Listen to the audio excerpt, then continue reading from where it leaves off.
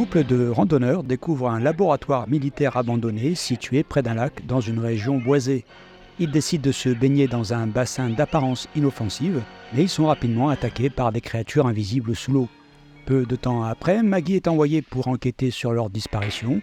Elle fait équipe avec Paul Grogan, un habitant du coin un peu bourru, pour explorer le laboratoire où le couple a été vu pour la dernière fois.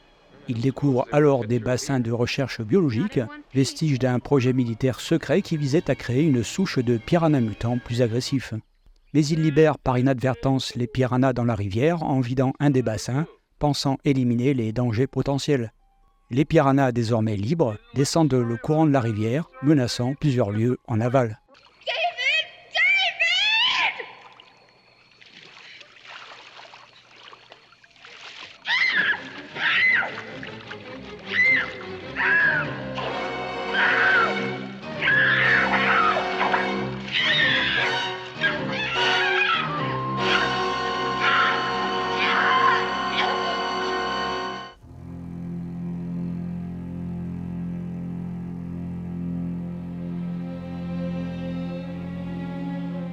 Né le 28 novembre 1946 dans le New Jersey, Joe Dante est fasciné dès son plus jeune âge par les films de monstres, les séries B des années 50 et les bandes dessinées.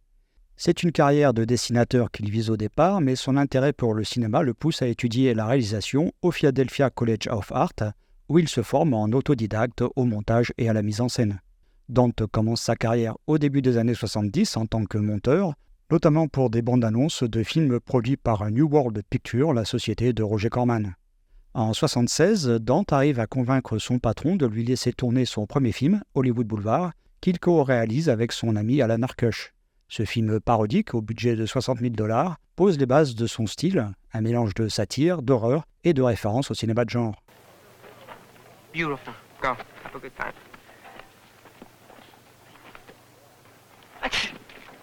Bugs don't smoke. Go, wait a minute. What's this? It's What? I'm asking what? It's a mutation. You mean a mutant? It's not a mutant. It's a gorilla. This is not a gorilla. This is it's atomic mutation simian. I got it for nothing. Atomic mutation simian. It's that tacky. My fans expect style from a Mary McQueen production. En 1978, Dante réalise en solo Piranha, qui sera un joli succès commercial, puis Hurlement, premier film de loup-garou des années 80 avec des effets spéciaux novateurs pour l'époque, et nouveau succès pour le jeune cinéaste. Il n'en faut pas plus pour que Steven Spielberg, qui deviendra en quelque sorte un mentor pour Dante, lui propose de diriger un segment de la 4e dimension, le film, une anthologie basée sur la célèbre série télévisée.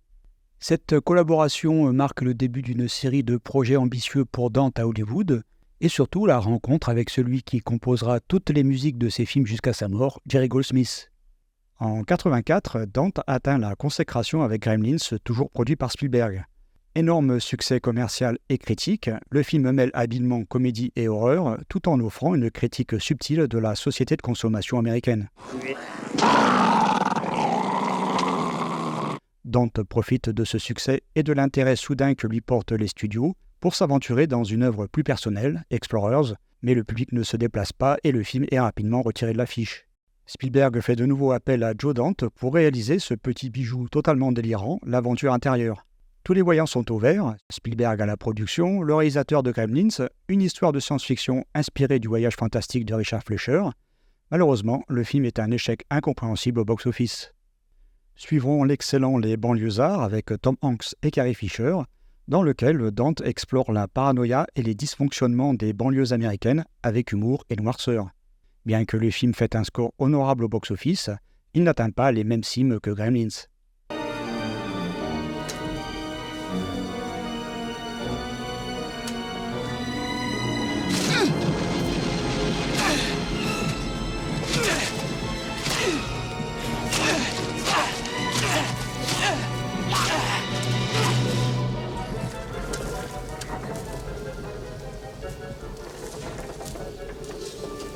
C'est justement en 1990 qu'il remet le couvert avec Gremlins 2, la nouvelle génération, une suite plus excentrique et autoréférentielle. Si le film est salué pour son inventivité et son humour absurde, il connaîtra là encore un échec en salle. Retour à un cinéma plus personnel en 1993 avec Matinée, une lettre d'amour au cinéma de science-fiction des années 50. En 1998, il signe Small Soldiers, un film mêlant action et satire sur la militarisation, qui n'est pas très bien reçu par les critiques qui reprochent à Dante et au producteur Spielberg d'avoir fait un Gremlins avec des jouets. Le public ne suivra pas non plus malgré les nombreuses qualités de ce long métrage. Vous voulez vous en prendre à mon fils? Oh, un balai! Pourriture! Capturez-le! Baptême du sang! Tiens, fourre ça dans ta pipe et fume-la!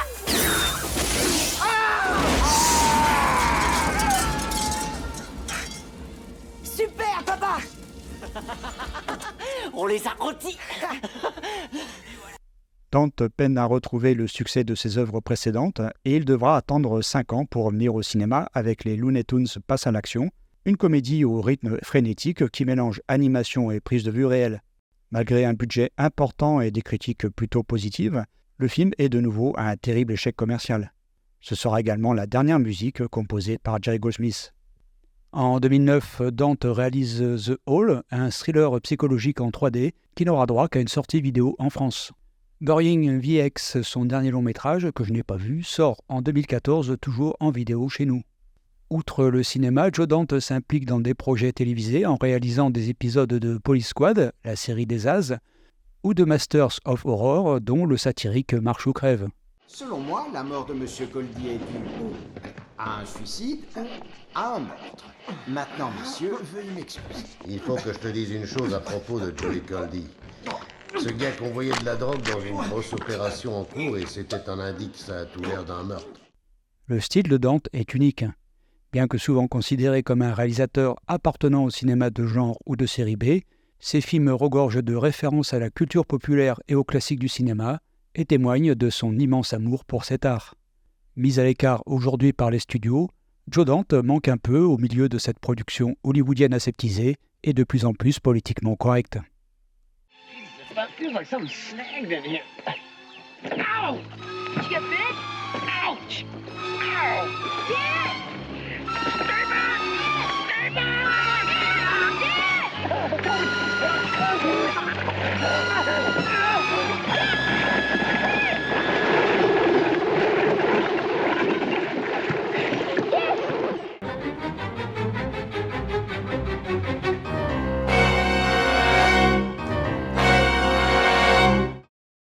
Bradford Dillman, né le 14 avril 1930 à San Francisco, était un acteur prolifique au théâtre, au cinéma et à la télévision. Il commence sa carrière cinématographique en 1958 avec Un certain sourire de Jean Negulesco. L'année suivante, il joue dans le film de Richard Fleischer, inspiré de l'affaire criminelle Léopold et Loeb, Le génie du mal, une performance qui lui vaudra le prix du meilleur acteur au Festival de Cannes. On verra surtout Dillman sur le petit écran dans les années 60 dans des épisodes des Mystères de l'Ouest ou de Mission Impossible. Au cinéma, il faudra attendre la décennie 70 pour que le public commence à identifier son visage avec des films comme Les Évadés de la planète des singes de Don Taylor, Les Insectes de feu, très bonne série B réalisée par Janos Wark, Inspecteur ne renonce jamais de James Fargo ainsi que Sudden Impact de Clint Eastwood, L'inévitable catastrophe d'Irwin Allen et Piranha de Joe Dante. Bien qu'il n'ait jamais été une vedette de premier plan, son talent et sa présence à l'écran lui ont permis de s'imposer comme un acteur fiable et respecté, aussi bien au cinéma qu'à la télévision. Scotch? Gin? Bourbon.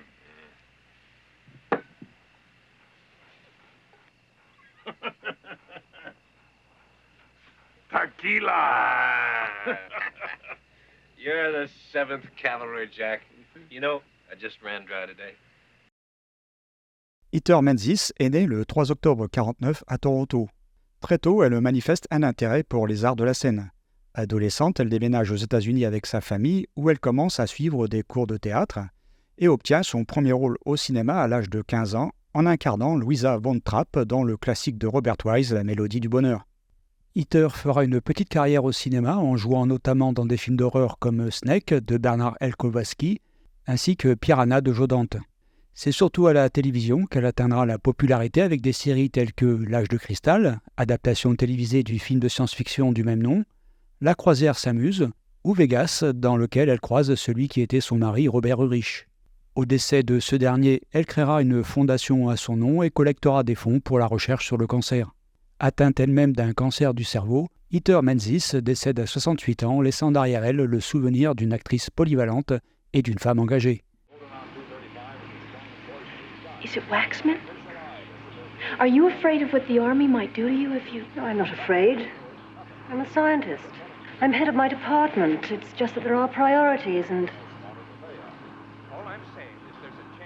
Some things are more important than a few people's lives.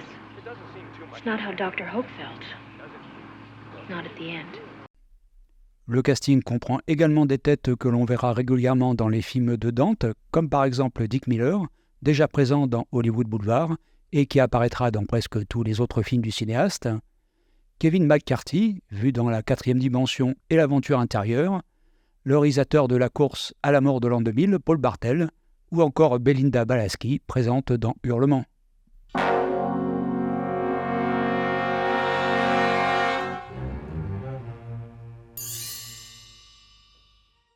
Après Hollywood Boulevard, Roger Corman, producteur spécialisé dans les films à petit budget, propose à Dante 2 projets, Le lycée des cancres, une comédie finalement tournée par Alan Arkush, et Piranha, un projet que Corman avait récupéré d'une actrice et productrice japonaise, qui sera d'ailleurs mentionnée au générique comme coproductrice.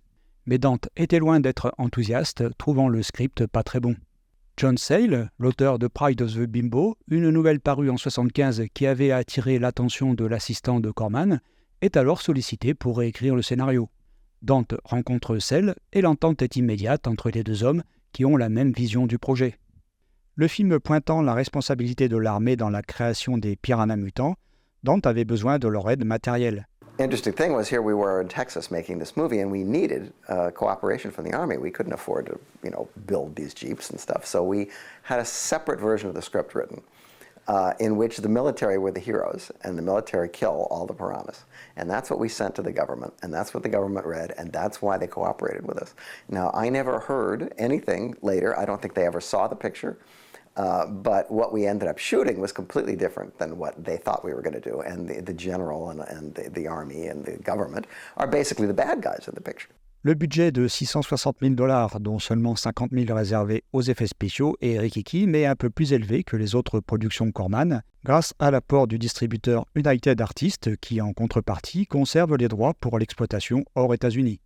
Bien entendu, avec un budget aussi réduit, il a fallu faire preuve d'imagination et d'invention pour rendre crédibles à l'image les attaques de piranhas. Et c'est là qu'interviennent ceux qui vont tous dans leur domaine révolutionner le monde des effets spéciaux pour les 20 prochaines années. Tout d'abord Phil Tippett, spécialiste de l'animation en stop-motion, qui travaillera entre autres sur la trilogie originale de la Guerre des Étoiles, l'immense maquilleur Rob Bottin, qui donnera vie 4 ans plus tard à la créature protéiforme de The Thing, ou encore Chris Wallace, futur concepteur des effets spéciaux de La Mouche et de Gremlins. In the original script, there were no little stop-motion creatures in the laboratory when the heroes go in. However, we had working with us a guy named Phil Tippett, who was a very good stop-motion animator and a Harryhausen disciple.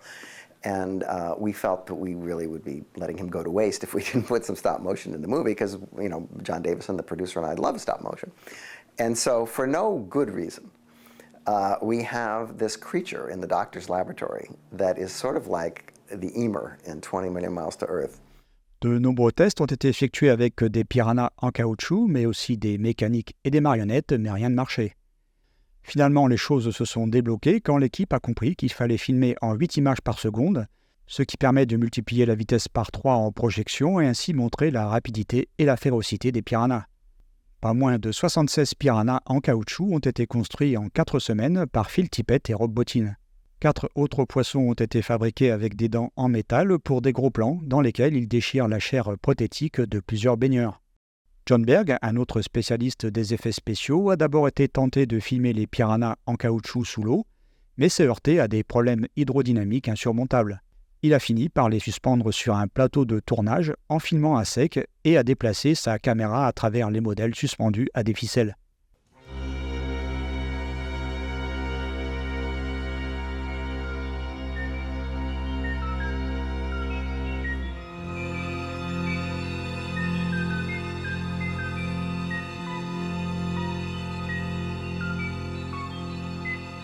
Après le tournage, Dante découvre le premier montage et est horrifié par ce qu'il voit. And so my friend Mark Goldblatt, who later became a top editor, started editing the picture here in Hollywood, and I was, in Texas, and I would talk to him, and I'd say, "So, how does it look?" He goes, "I don't know. I guess it's all right. I guess it'll cut together." And I was like, "No, that's not what I need to hear. Tell me it's great. Tell me." When I came home from shooting, I was exhausted, but I looked at what we had, and I was so horrified. This is a lesson every director learns, but the first assembly of your movie, the worst it will ever be, can be pretty devastating. And I was convinced that Piranha was going to be the worst movie that had ever been made in Hollywood or anywhere else.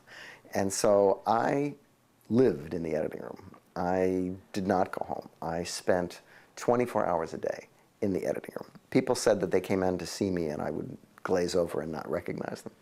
Because I thought, well, is it better when there's only 8 frames of the Piranha, or is it better when there's only 4 frames of the Piranha? Une suite sans intérêt verra le jour 4 ans plus tard, réalisée en partie par le roi du monde James Cameron, et donnera naissance à d'autres films avec des poissons tueurs comme Barracuda.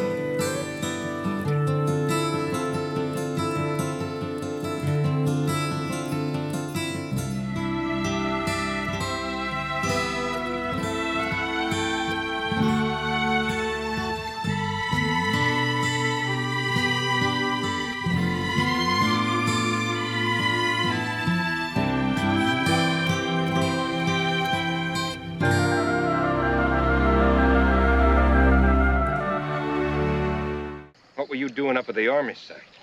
Stop that! Oh, he speaks. Hey, keep your hand out of the water. What's wrong with the water? Since you're talking this morning, buddy, how about a name? Hoke. Dr. Robert Hoke. What's wrong with the water? The water is filled with carnivorous fish. Piranha.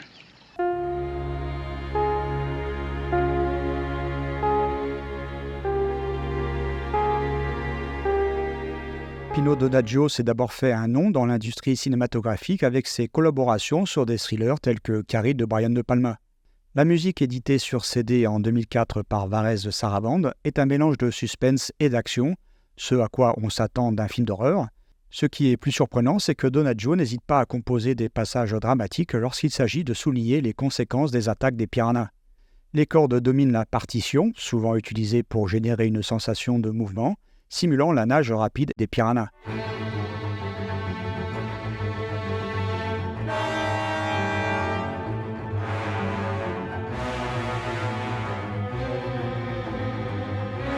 Les synthétiseurs, quant à eux, ajoutent une modernité à la bande-son et permettent d'introduire des sonorités étranges, presque mécaniques, qui soulignent l'aspect expérimental des créatures.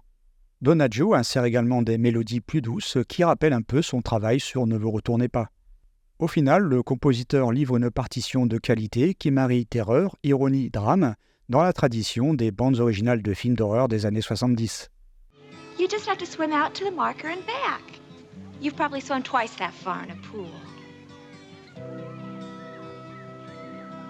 Well, if you don't pass your solo swim, you can't get your water badge. I don't care.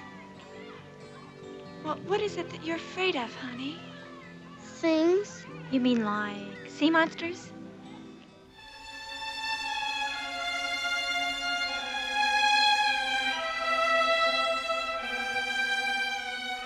Du côté des affiches, on s'inspire inévitablement de celles des Dents de la Mer dans à peu près tous les pays. L'affiche US est celle qui s'en approche le plus puisqu'elle nous montre un seul poisson à la taille démesurée et met Piranha au singulier. En revanche, l'affiche française en montre plusieurs, et donc ajoute un S au titre qui, au passage, utilise une police plus originale et d'une couleur rouge sang. La plupart des affiches internationales sont proches de la française, comme l'italienne, la turque, la danoise, la japonaise ou la thaïlandaise, qui ajoute juste quelques plans tirés du film. Celle qui se démarque le plus est l'allemande, qui dissocie clairement les piranhas des baigneurs, mais heureusement, nos amis aux dents aussi tranchantes qu'une lame de rasoir ont toujours une sale gueule. La française est pour moi la plus réussie. Alors je ne sais pas qui en est l'auteur, il n'est d'ailleurs peut-être pas français. Si vous le savez, dites-le moi dans les commentaires.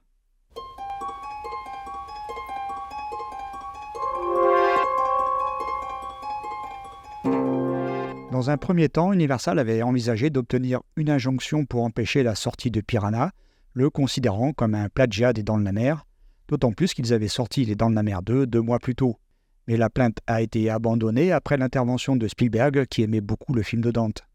Le film sort donc sur les écrans américains le 3 août 1978 et sera un succès inattendu avec environ 6 millions de dollars, auxquels s'ajoutent 10 millions à l'international, ce qui fait de Piranha le plus gros succès de la société New World Pictures.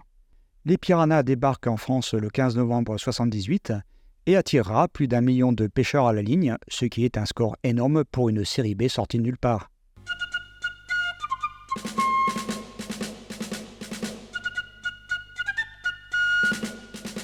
Non, mon Dieu, tout ça c'est faux. Non, il n'y a pas un mot de vrai, je vous le répète. J'oppose le démenti le plus formel. Excusez-moi, le téléphone. Piranha. Je vous ai dit de ne pas employer ce mot. Mais les piranhas... Qu'est-ce qu'ils font, ces sacrés bons dieux de piranha? Ils dévorent les invités. Ils dévorent? No, Bob, it's completely false. There's not a word of truth to it, believe me. We already talked to the other newspapers about it. Excuse me, I'm on the phone. I thought I told you not even to say that word. But the piranhas. What about the goddamn piranhas? They're eating the guests, sir.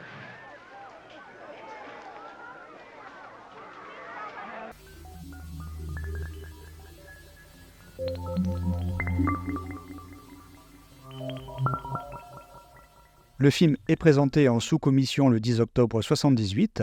Comme d'habitude, on commence par l'avis des membres qui y siègent.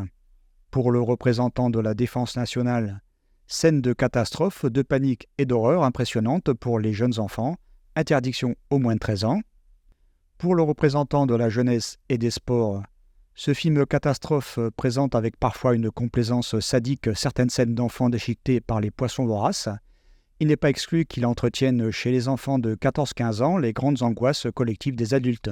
Par ailleurs, il constitue une remise en question des exploitants de toutes sortes et alerte ainsi l'opinion.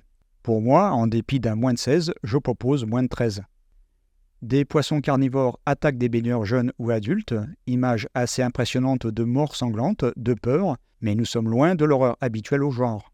Néanmoins, le film en cause est assurément passible de l'interdiction aux mineurs de 13 ans. Avis d'interdiction aux mineurs de 13 ans en raison de nombreuses scènes impressionnantes. Film catastrophe. Il passe donc en plénière le 7 novembre 1978 qui confirme cette interdiction. Le film, qui s'inscrit dans la lignée des histoires d'épouvante, met en scène des poissons carnivores qui sèment la panique dans les colonies d'enfants en vacances.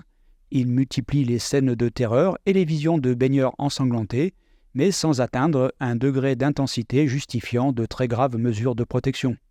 Une interdiction aux mineurs de 13 ans a donc paru convenable à la commission de contrôle. Mais comme on peut le voir, 4 de ses membres voteront quand même pour un moins de 18 ans.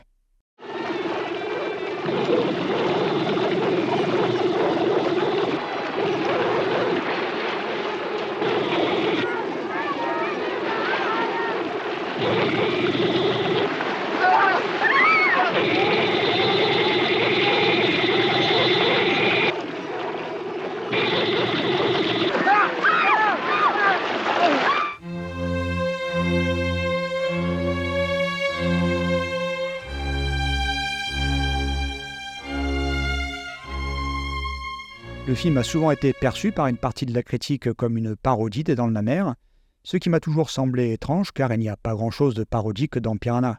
Certes, comme tous les Joe Dante, les dialogues sont souvent ponctués d'ironie et de second degré, la satire n'est jamais très loin non plus, mais dans l'ensemble, le ton est assez sérieux.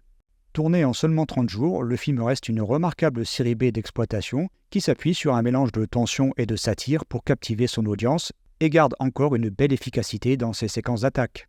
Dante se lâche carrément dans le dernier tiers avec des passages de plus en plus sanglants et n'hésite pas à montrer de nombreuses victimes, enfants y compris. Plutôt que d'offrir des effets spectaculaires à chaque scène, Joe Dante joue habilement avec des plans serrés, des mouvements de caméra brusques et une bande-son oppressante sans avoir besoin de dévoiler les petites quenottes des piranhas. Ces scènes filmées avec une économie de moyens sont visuellement marquantes et parviennent à rendre crédible la terreur des personnages. Dante ne perd pas non plus de temps dans des sous-intrigues complexes, mais privilégie une narration directe qui soutient efficacement l'aspect immersif de l'horreur. Le film dénonce aussi l'imprudence scientifique et les expérimentations militaires dont les conséquences se retournent contre leurs créateurs. Toutefois, le message envoyé ne pousse pas très loin la réflexion, mais ce n'était pas non plus l'objectif de Joe Dante, qui était plutôt de ridiculiser l'armée. Bien que Piranha ne prétende pas révolutionner le genre, il s'est imposé comme un classique du cinéma d'horreur. Il lancera Joe Dante sur le devant de la scène et confirmera son talent pour faire cohabiter étroitement humour et horreur dans son film suivant. To destroy the river systems of the North Vietnamese, our goal was to develop a strain of this killer fish that could survive in cold water and then breed at an accelerated rate. We had everything. Blank check. And then the war ended. You sound disappointed. They poisoned the water.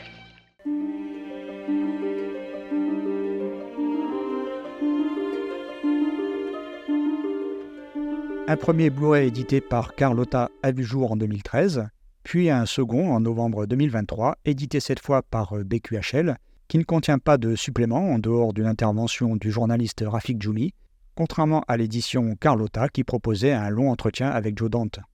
Mon avis concerne donc la version Carlotta, mais il est fort probable que ce soit le même master sur l'édition BQHL. Le transfert HD 1080 propose une image nette et lumineuse, tout en conservant un grain cinématographique authentique.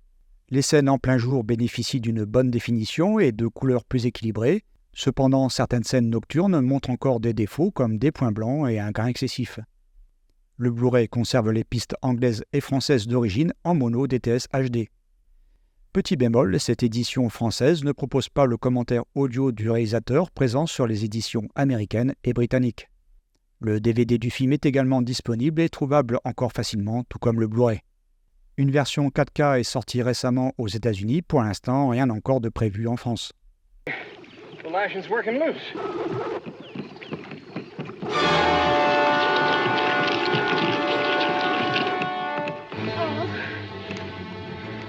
There's something under us.